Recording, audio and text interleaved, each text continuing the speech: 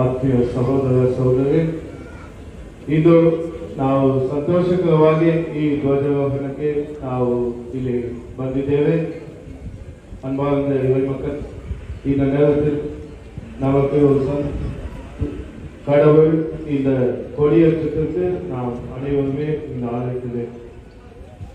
My dear brothers and sisters, today we are happy to be here for the flag hoisting day. On this day, we are also happy to have Justice Padindra who has come here. Let us give a clap. ಅವರಿಗೆ ಚಪ್ಪಾಳೆ ತಟ್ಟಿ ಸ್ವಾಗತವನ್ನು ಕೋರೋಣ. ಈಗ ಈ ಧ್ವಜಾರೋಹಣ ಕಾರ್ಯಕ್ರಮಕ್ಕೆ ನಮ್ಮ area counsellor Venkataswamy ಅವರು ಬಂದಿದ್ದಾರೆ. ಅವರಿಗೆ ಕೂಡ ಚಪ್ಪಾಳೆ ತಟ್ಟಿ ಸ್ವಾಗತಿಸುತ್ತಾರೆ. ಈಗ ಜಸ್ಟಿಸ್ ಅವರಿಂದ ಎರಡು ಹಿತ ಮಾತುಗಳನ್ನು ಆಡಬೇಕೆಂದು ನಾನು ಕೇಳಿಕೊಂಡೆ.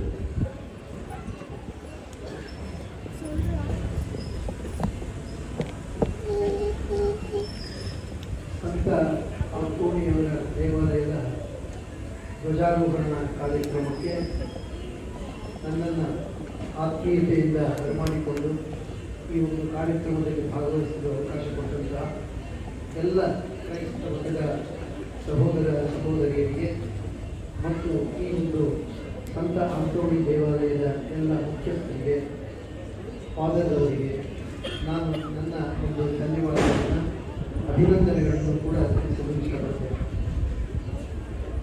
ಯಾವುದೇ ಧರ್ಮ ಆಗಲಿ, ಯಾವುದೇ ಜಾತಿ ಆಗಲಿ, ಯಾವುದೇ ಕುಲಕ್ಕೆ ಸೇರಿದ್ರೂ ಕೂಡ ನಾವೆಲ್ಲರೂ ಮೊದಲಿಗೆ ಮಾನವ ಮನಸ್ಥಿತಿಯನ್ನು ತಾವಿರುತ್ತಿನ ಅರ್ಥ ಮಾಡಿಕೊಳ್ಬೇಕಾದಂಥ ಅವಶ್ಯಕತೆ ಇದೆ.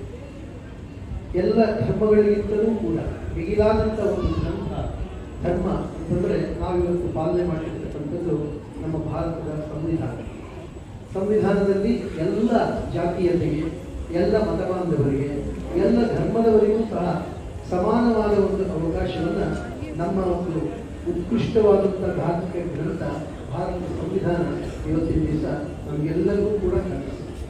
ಆದ್ದರಿಂದ ನಾವೆಲ್ಲರೂ ಕೂಡ ಮೊದಲು ತಿಳ್ಕೋಬೇಕಾದ ಏನಪ್ಪ ಅಂತಂದರೆ ನಾವೆಲ್ಲರೂ ಮೊದಲಿಗೆ ಭಾರತೀಯರು, ಆ ನಂತರ ನಾವು ಬೇರೆ ಬೇರೆ ಧರ್ಮಕ್ಕೆ ಒಳಪಟ್ಟಂತಹ ನಮ್ಮದೇ ಆದಂತಹ ಒಂದು ಅನುಕರಣೆಯನ್ನು ಮಾಡಿಕೊಂಡು ನಮ್ಮದೇ ಆದಂತಹ ಧರ್ಮವನ್ನು ಪಾಲನೆ ಮಾಡಿಕೊಂಡು ಆ ಧರ್ಮವನ್ನು ಪ್ರಚಾರ ಮಾಡೋದರ ಮುಖಾಂತರವಾಗಿ ನಮ್ಮ ಧರ್ಮವನ್ನು ಕೂಡ ಕಾಪಾಡಿಕೊಂಡು ಬರೋದಕ್ಕೆ ಎಲ್ಲ ರೀತಿಯಾದಂತಹ ಅವಕಾಶಗಳನ್ನು ನಾವು ಭಾರತದ ಸಂವಿಧಾನದಲ್ಲಿ ನಾವು ದಿವಸ ಕಾಣ್ತೇವೆ ಸ್ನೇಹಿತರೆ.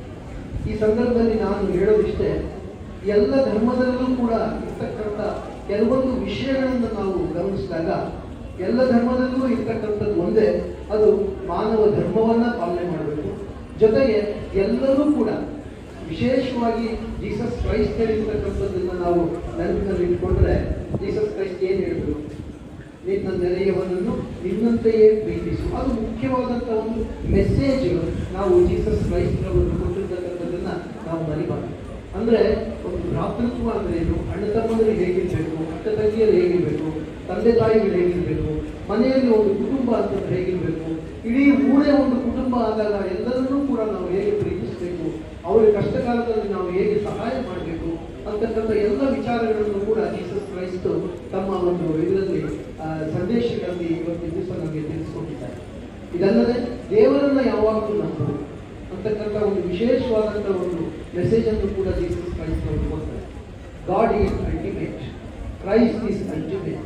ಅವರೊಬ್ಬರು ಶಾಂತಿ ದೂತ, ಶಾಂತಿಗೋಸ್ಕರವಾಗಿ ಹೋರಾಡಿ ಮಡಿದಂತಹ ಒಬ್ಬ ಅಪೂರ್ವವಾದಂತಹ ವ್ಯಕ್ತಿ ಜೀಸಸ್ ಕ್ರೈಸ್ಟ್. ಇವತ್ತಿನ ದಿವಸ ಎಲ್ಲ ಧರ್ಮಗಳಲ್ಲೂ ಕೂಡ ಬೇಕಾದಷ್ಟು ಧರ್ಮ ಸಂಸ್ಥಾಪಕರು ಇವತ್ತಿನ ದಿವಸ ನಾವು ಕಾಣ್ತೀವಿ. ಶಂಕರಾಚಾರ್ಯರಾಗಿರ್ಬೋದು, ಬುದ್ಧ ಆಗಿರಬಹುದು, ಬೇಕಾದಷ್ಟು ಜನ, ಪೈಗಂಬರಾಗಿರ್ಬಹುದು, ಜೀಸಸ್ ಕ್ರೈಸ್ಟ್ ಆಗಿರ್ಬೋದು, ಇವರೆಲ್ಲರೂ ಕೂಡ ದೇವರು ಏನು ಅವರ ಮುಖಾಂತರವಾಗಿ ಜನಗಳಿಗೆ ಒಂದು ಮೆಸೇಜ್ ಅನ್ನು ಕೊಡಬೇಕು ಅಂತಕ್ಕಂಥದ್ದು ದೇವರ ಒಂದು ಮೆಸೇಜ್ ಅನ್ನ ಇವರೆಲ್ಲರೂ ಕೂಡ ಆಯಾ ಪಂಥಗಳ ಮುಖಾಂತರವಾಗಿ ತಮ್ಮ ಧರ್ಮದ ಮುಖಾಂತರವಾಗಿ ಅದನ್ನ ಪ್ರಸಾರ ಮಾಡೋದಕ್ಕೆ ಜನಗಳಿಗೆ ಹಂಚೋದಕ್ಕೋಸ್ಕರವಾಗಿ ಪ್ರಯತ್ನ ಪಟ್ಟಂತ ಮಹಾನ್ ಭಾವನೆಗಳು. ಅಂತ ಒಬ್ಬ ಜೀಸಸ್ ಕ್ರೈಸ್ತನ ಒಂದು ದೇವಾಲಯದಲ್ಲಿ ನಾವು ಇವತ್ತಿನ ದಿವಸ ಎಲ್ಲ ಇದ್ದೀವಿ. ಇವತ್ತಿನ ದಿವಸ ನಾವು ಎಲ್ಲ ಯುವಕರು ಸುಮಾರು ಜನ ಇದ್ದೀರಾ, ಯುವತಿಯರು ಸುಮಾರು ಜನ ಇದ್ದೀರಾ, ವಯಸ್ಸಾದವರು ಸಹ ಇದ್ದೀರಾ, ಮಕ್ಕಳು ಸಹ ಇದ್ದೀರಾ. ಇವತ್ತಿನ ದಿವಸ ನೀವೆಲ್ಲರೂ ಸಹ ತಿಳ್ಕೋಬೇಕಾಗಿರೋದಿಷ್ಟೇ, ಇದುವರೆಗೆ ನಮ್ಮ ಧರ್ಮದಲ್ಲಿ ಏನೇನು ನಾವು ಸಂಸ್ಥಾಪನೆ ಮಾಡ್ಕೊಂಡಿದ್ದೀವಿ, ಒಳ್ಳೆಯ ವಿಚಾರಗಳನ್ನು ನಮ್ಮ ಹಿರಿಯರು ಅನುಸರಿಸಿಕೊಂಡು ಇವತ್ತಿನ ದಿವಸ ಬಂದಿದ್ದಾರೆ. ಅದನ್ನ ಯಾವುದಕ್ಕೂ ಕೂಡ ತೊಂದರೆಯಾಗದಂಥ ರೀತಿಯಲ್ಲಿ, ಅಪಚಾರ ಆಗದಂಥ ರೀತಿಯಲ್ಲಿ ನೀವು ಕೂಡ ಇದನ್ನ ಆ ಧರ್ಮವನ್ನ ಮುಂದುವರಿಸಿಕೊಂಡು ಹೋಗ್ತಕ್ಕಂಥ ಒಂದು ಪ್ರತಿಜ್ಞೆಯನ್ನ ಇವತ್ತು ಯಂಗ್ಸ್ಟರ್ಸ್ ಎಲ್ಲರಿಗೂ ಕೂಡ ಮಾಡಬೇಕಾದಂಥ ಅವಶ್ಯಕತೆ ಇದೆ. ಇತ್ತೀಚಿನ ದಿನಗಳಲ್ಲಿ ನಾವು ಈ ಯುವಕರಲ್ಲಿ ಹೆಚ್ಚು ನಾವು ಅದರ ಒಂದು ಆಸಕ್ತಿಯನ್ನು ನಾವು ಕಾಣ್ತಾ ಇಲ್ಲ. ಆದರೆ ನಾನು ಹೇಳೋದಿಷ್ಟೇ, ಬೇರೆ ಎಲ್ಲ ಧರ್ಮಗಳನ್ನು ನಾವು ಪರಿಶೀಲನೆ ಮಾಡಿದಾಗ ನಿಮ್ಮಲ್ಲಿ ಕ್ರೈಸ್ತ ಮತದಲ್ಲಿ ಇರ್ತಕ್ಕಂಥ ಒಗ್ಗಟ್ಟು ಬಹುಶಃ ಬೇರೆ ಯಾವ ಮತಗಳಲ್ಲೂ ಕೂಡ ನಾನು ಕಾಣುವುದಿಲ್ಲ. ನಿಮಗೆ ಪ್ರಥಮ ಪ್ರಾಶಸ್ತ್ಯ ಆ ಒಗ್ಗಟ್ಟಿಗೆ ನಾವು ಕೊಡಬೇಕಾದಂಥ ಇವತ್ತು ದಿವಸ ಸಂದರ್ಭ ಇದೆ. ಅದಕ್ಕೋಸ್ಕರವಾಗಿ ನಾನು ಇವತ್ತು ಹೆಚ್ಚು ಮಾತಾಡೋದಕ್ಕೆ ಹೋಗೋದಿಲ್ಲ. ತಂದೆ ತಾಯಿಗಳಿದ್ದೀರಾ, ಪೋಷಕರಿದ್ದೀರಾ, ಇವತ್ತಿನ ಮಕ್ಕಳನ್ನ ಬೆಳವಣಿಗೆ ಮಾಡಬೇಕಾದಂಥ ಸಂದರ್ಭದಲ್ಲಿ ನಮ್ಮ ಧರ್ಮವನ್ನ ಪ್ರೀತಿಸೋಣ, ನಮ್ಮ ಧರ್ಮವನ್ನ ಪಾಲಿಸೋಣ, ಬೇರೆ ಧರ್ಮಗಳನ್ನು ಕೂಡ ಗೌರವಿಸೋಣ ಅಂತಕ್ಕಂಥ ಮನೋಭಾವನೆಯನ್ನು ಬೆಳೆಸ್ಕೊಂಡ್ರೆ ನಮ್ಮ ಭಾರತದ ಸಂವಿಧಾನದಲ್ಲಿರ್ತಕ್ಕಂಥ ಆಶೋತ್ತರಗಳಿಗೆ ನಾವಿವತ್ತು ದಿವಸ ಗೌರವವನ್ನ ಸೂಚಿಸಿದಾಗುತ್ತೆ ಅಂತಂದು ಹೇಳ್ತಾ, ನಾನು ಈ ಸಂದರ್ಭದಲ್ಲಿ ಈ ಒಂದು ಸಂತ ಆಂಟೋನಿಯವರ ದೇವಾಲಯಕ್ಕೆ ನನ್ನನ್ನು ಬರಮಾಡಿಕೊಂಡು ಪ್ರೀತಿ ವಿಶ್ವಾಸದಿಂದ ನಾನು ಕ್ರೈಸ್ತ ಮತ ಕೇವಲವಲ್ಲ, ಆದರೆ ನಿಮ್ಮ ಪ್ರೀತಿ ವಿಶ್ವಾಸ ಹೇಗಿದೆ ನೋಡಿ. ಬೇರೆ ಪಂಥೀಯರಾಗಲಿ, ಬೇರೆ ಧರ್ಮಸ್ಥರಾಗಲಿ ಎಲ್ಲರನ್ನೂ ಪ್ರೀತಿ ಮಾಡ್ತಕ್ಕಂಥ ಒಂದು ಮನೋಭಾವನೆ ನಿಮ್ಮಲ್ಲಿರೋದ್ರಿಂದ ನೀವು ಬೇರೆಯವ್ರನ್ನೂ ಕೂಡ ಕಲಿತೀರಾ, ಬೇರೆಯವ್ರ ಜೊತೆಯಲ್ಲೂ ಕೂಡ ನಮ್ಮವರು ಅಂತಕ್ಕಂಥ ಒಂದು ಭಾವನೆಯನ್ನ ನೀವು ಬೆಳೆಸ್ಕೊಂಡಿದ್ದೀರಾ. ಎಲ್ಲ ಧರ್ಮಗಳಲ್ಲಿಯೂ ಕೂಡ ಇರ್ತಕ್ಕಂಥದ್ದಿದೆ. ನಾವು ಅಂತಕ್ಕಂಥದ್ದು ನಾವು ಭಾವಿಸ್ಬೇಕೆ ಹೊರತು ನಾನು ಅಂತಕ್ಕಂಥದ್ದು ಒಟ್ಟಿಯಾಗಿ ನಾನು ಅಂತಕ್ಕಂಥದ್ದು ಮಾಡಬಾರ್ದು. ನಾವೆಲ್ಲರೂ ಒಂದು, ಭಾರತೀಯರೆಲ್ಲರೂ ಒಂದು, ಹಿಂದೂ ಆಗಲಿ, ಮುಸ್ಲಿಂ ಆಗಲಿ, ಕ್ರಿಶ್ಚಿಯನ್ ಆಗಲಿ, ಜೈನ ಆಗಲಿ, ಯಾರಾದರೂ ಆಗಲಿ, ನಾವೆಲ್ಲರೂ ಒಂದು, ನಾವೆಲ್ಲರೂ ಭಾರತೀಯರು ಅಂತಕ್ಕಂಥ ಒಂದು ಭಾವನೆಯನ್ನು ನಾವು ಬೆಳೆಸ್ಕೊಳ್ಳೋಣ. ಇದರ ಅಡಿಯಲ್ಲಿ ನಮ್ಮ ಧರ್ಮ ನಮ್ಮ ಮನೆಯ ಒಳಗೆ, ನಮ್ಮ ಚೌಕಟ್ಟಿನ ಒಳಗೆ ನಾವು ಶಿಸ್ತುಬದ್ಧವಾಗಿ ಜೀವನವನ್ನು ಮಾಡುವುದರ ಮುಖಾಂತರವಾಗಿ, ಪ್ರಾಮಾಣಿಕವಾದ ಜೀವನವನ್ನು ಮಾಡುವುದರ ಮುಖಾಂತರವಾಗಿ ನಮ್ಮ ಸಂದೇಶವನ್ನು, ನಿಮ್ಮ ಧರ್ಮಗಳ ಸಂದೇಶಗಳನ್ನು ಜನರಿಗೆ ಸಾರುವುದರ ಮುಖಾಂತರವಾಗಿ ಎಲ್ಲರನ್ನೂ ಕೂಡ ಒಳ್ಳೆಯವರನ್ನಾಗಿ ಮಾಡಿ, ಕೆಟ್ಟವರನ್ನೂ ಕೂಡ ನಾವು ಸಾಧ್ಯವಾದಷ್ಟು ಒಳ್ಳೆಯವರನ್ನಾಗಿ ಮಾಡಲು ಪ್ರಯತ್ನ ಮಾಡೋಣ ಅಂತ ನಾನು ಈ ಸಂದರ್ಭದಲ್ಲಿ ಹೇಳ್ತಾ ನನಗೆ ನಮಗೆ ಮಳೆ ಬರ್ತಾ ಇದೆ, ಪಾಪ ನಾವೆಲ್ಲ ಕೂಡಿದ್ದೀವಿ. ನಾನು ಈ ಒಂದು ಸಂದರ್ಭದಲ್ಲಿ ಇಷ್ಟು ಮಾತುಗಳನ್ನು ಹೇಳಿ ನನ್ನ ಮಾತುಗಳನ್ನು ಮುಗಿಸ್ತೇನೆ. ಎಲ್ಲರಿಗೂ ಶ್ರೀ ದರ್ಶಿತ್ ಕಣಿಂದ್ರ ಅವರಿಗೆ ಹೃತ್ಪೂರ್ವಕ ಧನ್ಯವಾದಗಳನ್ನು ಸಲ್ಲಿಸೋಣ. ಈಗ ಅವರಿಗೆ ಈ ಸನ್ಮಾನವನ್ನು ಸ್ವೀಕರಿಸಬೇಕೆಂದು ಅವರನ್ನು ಕೇಳಿಕೊಳ್ಳುತ್ತೇನೆ.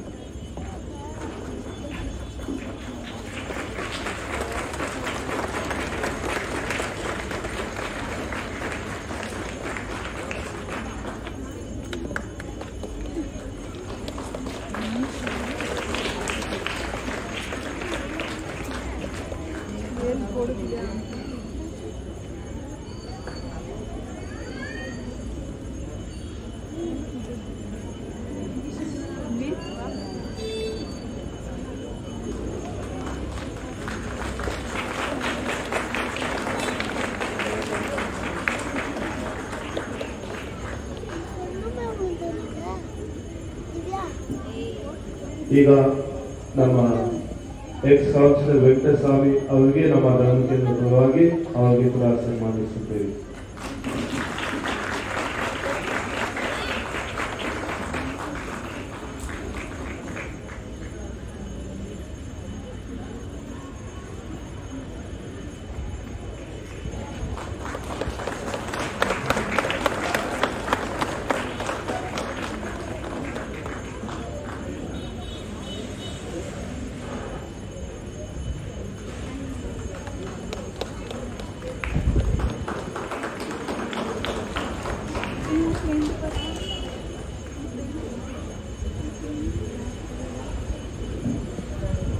ಆತ್ಮೀಯ ಸೋದರ ಸಹೋದರರೇ, ಈ ಸಂಜೆ ವೇಳೆಯಲ್ಲಿ ಉತ್ತಮವಾದ ಒಂದು ಆಧ್ಯಾತ್ಮಿಕ ವಿಷಯಗಳನ್ನು ತಿಳಿಸಿದ್ದಾರೆ.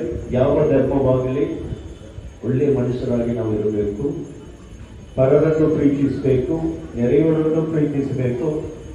ಭಾರತದ ದೇಶದಲ್ಲಿರುವ ನಾವು ಭಾರತ ದೇಶದ ತಾಯಿಗೆ ಮಕ್ಕಳು, ಒಂದಾಗಿ ಒಗ್ಗಟ್ಟಿಂದ ಜೀವಿಸುವುದು. ಎಲ್ಲ ಧರ್ಮ ಹೇಳುವುದು ಒಗ್ಗಟ್ಟಿಂದ ಜೀವಿಸಬೇಕು, ಪರರನ್ನು ಗೌರವಿಸಬೇಕು. ಅದೇ ರೀತಿಯಲ್ಲಿ ಉತ್ತಮವಾದ ಒಂದು ಶಾಸ್ತ್ರದ ಸತ್ಯಗಳನ್ನು ತಿಳಿಸಿದ್ದಾರೆ. ಎಲ್ಲ ಧರ್ಮದಲ್ಲಿ ಸತ್ಯ ಇದೆ, ಆ ಸತ್ಯವನ್ನು ಪಾಲಿಸೋಣ ಮತ್ತು ಭಗವಂತನು ಇವರು ಕುಟುಂಬವನ್ನು ಸಮಾಜ ಸೇವೆಯನ್ನು ಆಶೀರ್ವದಿಸಲೆಂದು ಬಿಡುತ್ತೇನೆ. ಮತ್ತು ನಮ್ಮ ಮಾಜಿ ವೆಂಕಟಸ್ವಾಮಿ ಅವರು, ನಮ್ಮ ಕೌನ್ಸಿಲ್ ಅವರು ಇವತ್ತು ಮದುವೆ ದಿನಾಚರಣೆ ಮಾಡ್ತಾರೆ. ಅವರಿಗೆ ಕೂಡ ಕಪಾಲಿಗಳಿಗೂ ಶುಭಾಶಯಗಳನ್ನು ಕೋರಿದ್ದಾರೆ. ಸಂತ ಆಂಟೋನಿ ಅವರು ದೇವಮಾತೆ ಆಶೀರ್ವಾದ ನಿಮ್ಮಲ್ಲಿ ನಿಮ್ಮ ಕುಟುಂಬದಲ್ಲಿ ನೆಲೆಸಿದ್ದು ಎಲ್ಲರ ಭಕ್ತರುಗಳು ಪರವಾಗಿ ನನ್ನ ಪರವಾಗಿ ನಾನು ನನ್ನ ಪ್ರಾರ್ಥನೆಯನ್ನು ಅರ್ಪಿಸುತ್ತೇನೆ. ದೇವರ ಆಶೀರ್ವಾದ.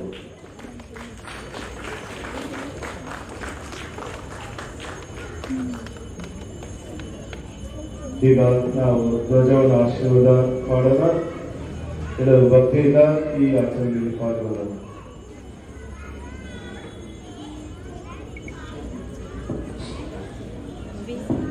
அன்பு சகோதர சகோதரிகளே, கூடிய அற்புதரான புனித அந்தோனியாருடைய கொடியை இப்பொழுது மந்திரிக்கப்படும். ஆண்டவருடைய பெயராலே நமக்கு உதவி உண்டு. அவருடைய விண்ணையும் மண்ணையும் படைத்தவர் ಪಿತನ ಸುತನ ಮತ್ತು ಪವಿತ್ರಾತ್ಮನ ನಾಮದಲ್ಲಿ ಆಮೆನ್.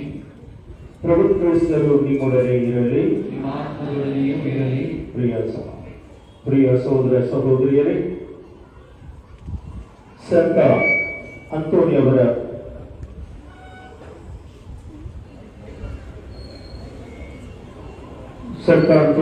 ಹಬ್ಬವನ್ನು ವಿಜೃಂಭಣೆಯಿಂದ ಆಚರಿಸುವುದಕ್ಕಾಗಿ ನಾವೆಲ್ಲರೂ ಇಲ್ಲಿ ಧ್ವಜ ಸಂಘಟನೆಗೆ ನಿಂತಿದ್ದೇವೆ. ಈ ನವೀನ ದಿನಗಳಲ್ಲಿ ನಾವೆಲ್ಲರೂ ಈ ಧ್ವಜವನ್ನು ವೀಕ್ಷಿಸಿ ದೇವರ ಮಹಿಮೆಯನ್ನು ಒಂದಾಗಿ ಸೇರಿ ಮಹಿಮೆ ಪಡಿಸೋಣ. ಈ ಧ್ವಜವೊಂದಿಗೆ ನಮ್ಮ ಹೃದಯಗಳು ದೇವರ ಕಡೆಗೆ ಏರಿ ಎಂದೆಂದಿಗೂ ನಮ್ಮನ್ನು ಕಾಪಾಡಿ ಎಂದು ಪ್ರಾರ್ಥಿಸೋಣ. ಪ್ರಿಯ ಸಹೋದರ ಸಹೋದರರೇ, ನಾವೆಲ್ಲರೂ ಸಂತ ಅಂತೋನಿಯವರ ಪಾಲನೆಯಲ್ಲಿ ಇರುವುದು ದೇವರ ಅನುಗ್ರಹದ ಫಲವಾಗಿದೆ. ಈ ಧ್ವಜಾರೋಹಣದ ಸಂದರ್ಭದಲ್ಲಿ ದೇವರು ಸ್ತುತಿ ಸ್ತೋತ್ರವನ್ನು ನಾವು ಸಲ್ಲಿಸಿ ಈ ಹಬ್ಬದ ದಿನಗಳನ್ನು ನಮ್ಮ ಬದುಕಿನ ಆಧ್ಯಾತ್ಮಿಕವಾಗಿ ಸಿದ್ಧತೆಗೆ ಪ್ರಾರ್ಥನೆ ಮಾಡೋಣ. ದಯಮಯ ದೇವರು ಸಂತ ಅಂತೋಣಿಯವರ ನಾಮದಲ್ಲಿ ಏರಿಸುವ ಈ ದೇಶವನ್ನು ದೇವರು ಆಶೀರ್ವದಿಸಲಿ. ಅನ್ಬ ಸಹೋದರ ಸಹೋದರಿಗಳೇ, இந்த புனித அந்தோனியா அவருடைய குடியை இறைவன் நிறைவாக ஆசீர்வதித்து நம்மை வழிநடத்தி ஜெபிப்போம். ಸರ್ವಶಕ್ತರಾದ ಪಿತಾ, ಸುತ ಮತ್ತು ಪವಿತ್ರಾತ್ಮರು ಈ ದೇಶವನ್ನು ಆಶೀರ್ವದಿಸಿ. ಆಮೆನ್.